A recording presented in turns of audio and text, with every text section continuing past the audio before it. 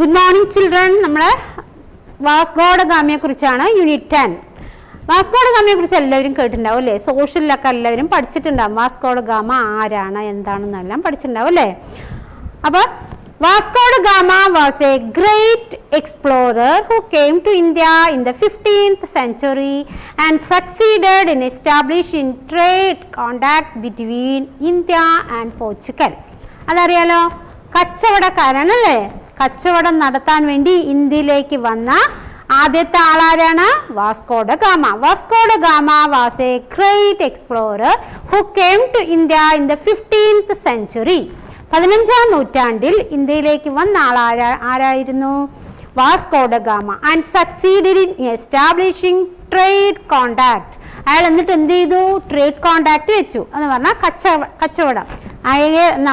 നമ്മൾ ഇന്ത്യയും അയാളും തമ്മിലുള്ള കച്ചവടം ഉണ്ടാക്കി. Between India and Portugal. ആരൊക്കെ തമ്മിലാണ് കച്ചവടം ഉറപ്പിച്ചത്? ഇന്ത്യയും പോർച്ചുഗലും. Vasco da Gama was born in Portugal in 1460. അപ്പൊ അയാൾ ജനിച്ചത് എപ്പോഴാണ്? എവിടെയാണ്? പോർച്ചുഗലിലാണ് ജനിച്ചത്. 1460 1460 വാസ്കോ ഡ ഗാമ ജനിച്ചത്. His father was the governor of a province. അയാളെ പോർച്ചുഗലിലെ ഗവർണർ ആയിരുന്നു വാസ്കോ ഡ ഗാമയുടെ അച്ഛൻ. Vasco da Gama was a very good soldier as well as a sailor. Vasco da Gama ഒരു സോൾജറും ഒരു സെയിലറും ആയിരുന്നു. മനസ്സിലായോ? നല്ലൊരു പടയാളിയും അതുപോലെ തന്നെ ഒരു നന്നായിട്ട് സെയിൽ എന്നാണ് ബോട്ട് ഓടിക്കുന്ന ആളും ആയിരുന്നു. He was asked by his king Emmanuel to find a sea route to India.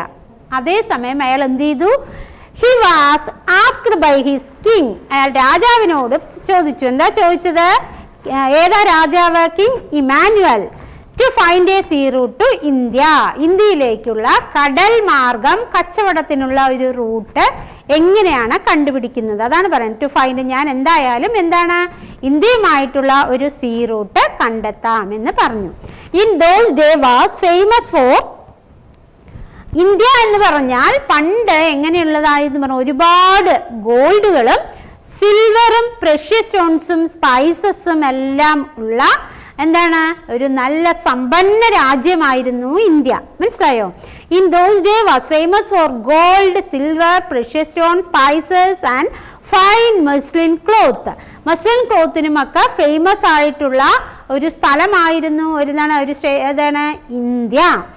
Therefore, all the European countries were eager to trade with India. അതുകൊണ്ട് തന്നെ മറ്റു യൂറോപ്യൻ രാജ്യക്കാർക്കെല്ലാം ഇന്ത്യയുമായിട്ട് കച്ചവടം നടത്താൻ ഭയങ്കര താല്പര്യമായിരുന്നു, ആകാംക്ഷയായിരുന്നു. എങ്ങനെയെങ്കിലും ഇന്ത്യയുമായിട്ട് കച്ചവടം ഉറപ്പിക്കണം എന്നുള്ള താല്പര്യത്തിലുള്ളവരായിരുന്നു യൂറോപ്യൻ കൺട്രീസുകാര്. Vasco da Gama was given 3 ships of a very largest design. അപ്പൊ എന്താ രാജാവിനോട് പറഞ്ഞപ്പോൾ വാസ്കോ ഡ ഗാമയ്ക്ക് എത്ര ഷിപ്പ് നൽകി രാജാവ്? 3 ഷിപ്പുകൾ നൽകി. Vasco da Gama was given 3 ship for the very latest design.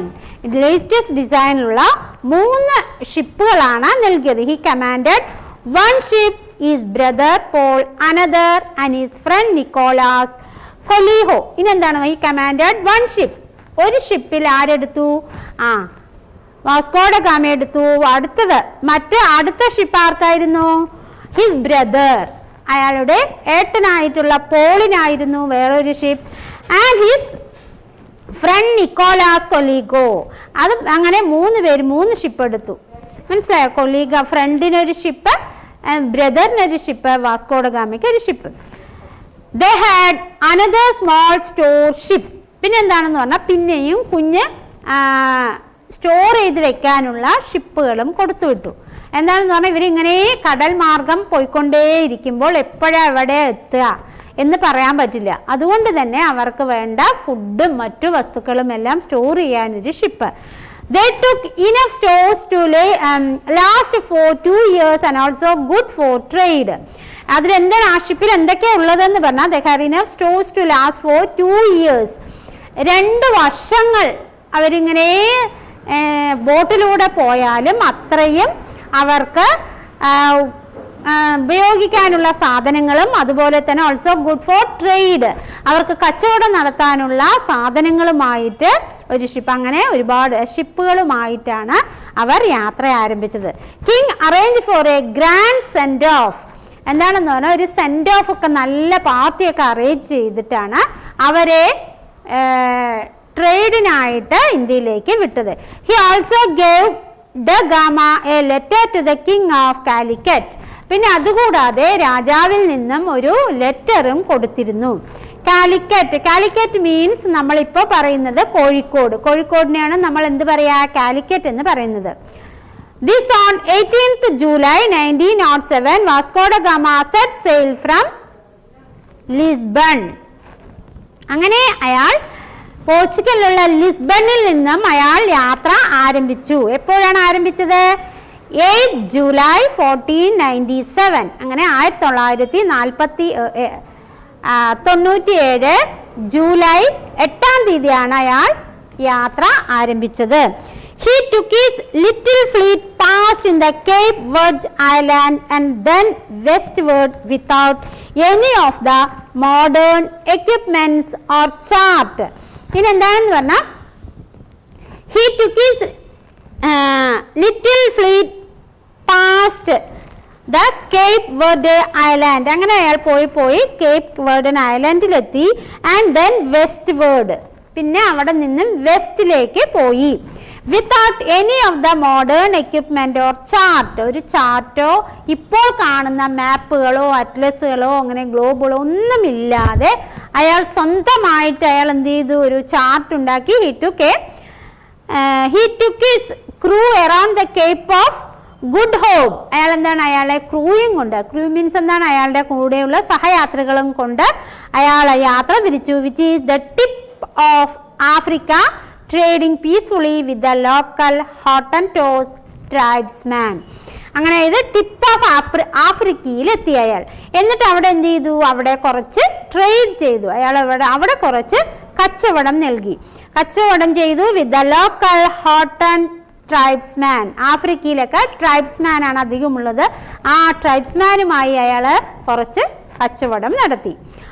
After more than 6 months at sea, some of his crew members mutinied. അപ്പൊ എന്താണെന്ന് പറഞ്ഞാൽ after more than 6 months at sea, അയാൾ 6 മാസക്കാലം എന്ത് ചെയ്തു, കടലിൽ സഞ്ചരിച്ചു. And some of the crew members mutinied. എന്താണ്, കുറെ പേര് എന്ത് ചെയ്തു, അതിൽ നിന്നും പിൻവാങ്ങില്ലേ, മ്യൂട്ടിൻ ചെയ്തു. Deprived of fresh fruits and vegetables, they all suffered from scurvy. എന്താണെന്ന് പറഞ്ഞാൽ അവർക്ക് എന്താണെന്ന് പറഞ്ഞാൽ deprived of fresh fruits and vegetable, അവർക്ക് നല്ല ഫ്രൂട്ട്സുകളും വെജിറ്റബിൾസ് ഒന്നും കിട്ടാതെ they all suffered from scurvy. എന്താണ് വിളർച്ച പറയില്ലേ, ഒന്നും ഇല്ലാതെ, നല്ല ഭക്ഷണങ്ങളൊന്നും ഇല്ലാതെ അവർ എന്ത് ചെയ്തു, ഭയങ്കര വിളറിപ്പോയി. Vasco da Gama learned of their plot and put the sailors he plotted in chains. എന്താണെന്ന് പറഞ്ഞാൽ ചിലവരെന്താണെന്ന് പറഞ്ഞാൽ ഇതിൽ നിന്നും പിന്മാറാൻ നോക്കണം. അവരിനെയൊക്കെ എന്ത് ചെയ്തു, സെയിലേഴ്സ് പ്ലോട്ടഡ് ഇൻ ചെയിൻ കൊണ്ട് അവരിനെ എല്ലാം നിർത്തി. And others were too scared and weak to disobey da Gama. ചിലവരെന്ത് ചെയ്തു, ചെയിൻ കൊണ്ട് അയാളെ കെട്ടി നിർത്തി. ചിലവരെന്ത് ചെയ്തു, അയാൾ പറയുന്നത് ഇനി നമ്മൾ വീക്കായാലും നമ്മൾ പറയുന്നതിൽ കേൾക്കണം എന്ന് പറഞ്ഞിട്ട് അനുസരിച്ചു. ചിലവരെന്ത് ചെയ്തു, അയാൾ പറഞ്ഞത് ഡിസൊബേ ചെയ്തു. ചിലവരിനെ എന്ത് ചെയ്തു, ചെയിൻ കൊണ്ട് കെട്ടിവെച്ചു. മനസ്സിലായോ? ചിലവർ പേടിച്ചിട്ട് ഇരുന്നു, ചിലവരെന്ത് ചെയ്തു, weak to disobey da Gama. Vasco da ഗാമയുടെ അടുത്ത് അനുസരിക്കാതിരിക്കാൻ പറ്റില്ല എന്ന് പറഞ്ഞ് അയാളുടെ കൂടെ കുറച്ചു പേര് നിന്നു. അങ്ങനെ 6 മാസക്കാലം എന്തായി, കടന്നുപോയി. മനസ്സിലായോ? അപ്പൊ ഇത് കഴിഞ്ഞ് നമ്മൾ അടുത്ത ക്ലാസ്സിൽ ഇതിന്റെ ബാക്കി എടുക്കാം.